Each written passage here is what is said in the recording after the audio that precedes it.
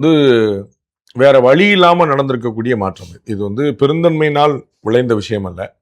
2014லையும் 19லையும் பாஜகவுக்கு அகில இந்திய அளவில் தனிப்பெரும்பான்மை இருந்த போதும் கூட்டணிக்கு மந்திரி பதவி கொடுத்தாங்க. அதுதான் நம்ம முக்கியமாக கவனிக்க வேண்டியது. அதற்கு முன்னாடி மத்தியில் நிறைய கூட்டணி கவர்மெண்ட்ஸ் இருக்கு. வாஜ்பாய் உள்பட மன்மோகன் சிங்லேருந்து சந்திரசேகர்லேருந்து தேவகவுடாலேருந்து குஜராத்லேருந்து விபி சிங்லேருந்து யாருக்குமே அறுதி பெரும்பான்மை கிடைக்கல. நரசிம்மராவ்லேருந்து நீங்கள் வந்து ராஜீவ்காந்திக்கு பிறகு யாருக்குமே பெரும்பான்மையே கிடைக்கல. 35 வருஷமா எந்த கவர்மெண்ட்டும் ஒரு சிங்கிள் பார்ட்டி 272 இருந்தது இல்லை. அது வந்த அதனால அவங்க எல்லாம் கூட்டணி அமைச்சரவை நீங்க பெருமையா சொல்றதுக்கே ஒண்ணும் இல்ல. கூட்டணி இருந்தா தான் அமைச்சரவையே, கூட்டணி இல்லைன்னா அமைச்சரவை. அப்ப கூட்டணி அமைச்சரவை அப்படிங்கிறது பெருமை கிடையாது. அது வந்து நிர்பந்தம், வேற வழி இல்லை. திமுக வென்ற போதும் அதிமுக வென்ற போதும் தனி பெரும்பான்மை வைத்திருந்தால் 135 சீட்டு கீழே அவங்க யாரும் இருந்ததே இல்லை.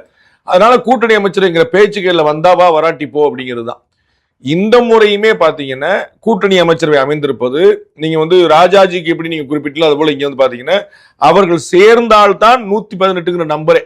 போஸ்ட் போல் அரேஞ்ச்மெண்ட். நீங்க வந்து IUML ஆதரவு இல்லாமல் இருந்தால் இப்போ வரைக்கும் ஆட்சிக்கு ஆபத்து தான். 2 MLA நாங்க வாபஸ் வாங்கணும்னு சொன்னா ஆட்சிக்கு ஆபத்து. ஏன்னா இன்னைக்கு தேதிக்கு டெக்னிக்கலா நீங்க வந்து கடந்த முறை 144 MLAக்களுடைய ஆதரவு காட்டிட்டீங்க. ஆனா வந்து ஆஃப்டர் 6 months நீங்க வந்து நம்பிக்கையில்லா தீர்மானமோ நம்பிக்கை தீர்மானமோ திரும்ப கோர வேண்டிய நிலைமை ஏற்பட்டால் இன்னைக்கு தேதிக்கு டெக்னிக்கலா ஒன்லி 118 MLAs தான் இருக்கிறாங்க. அந்த 80ல 2 வாபஸ் வாங்கினா பெரும்பான்மை கிடையாது. அப்ப வந்து அது விடுதலை சிறுத்தைகளா இருக்கலாம், கம்யூனிஸ்ட் கட்சிகளா இருக்கலாம், IUML இருக்கலாம், அப்படி இருக்கு. அப்ப நிர்பந்தத்தின் காரணமா தான் கொடுத்திருக்காங்கன்னு பாக்குறோம்.